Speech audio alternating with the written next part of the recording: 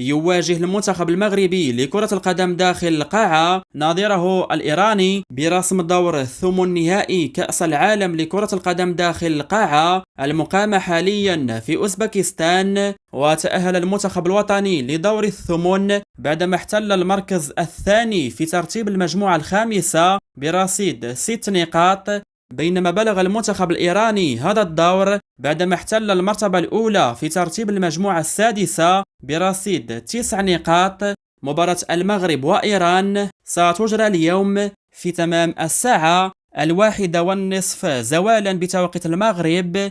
المقابلة ستقام بمجمع بخارى الرياضي العالمي بمدينة بخارى الأوزبكية، ومن المنتظر أن تنقل المقابلة على قناة الرياضية الأرضية وقناة بي إن سبورت 5 العربية.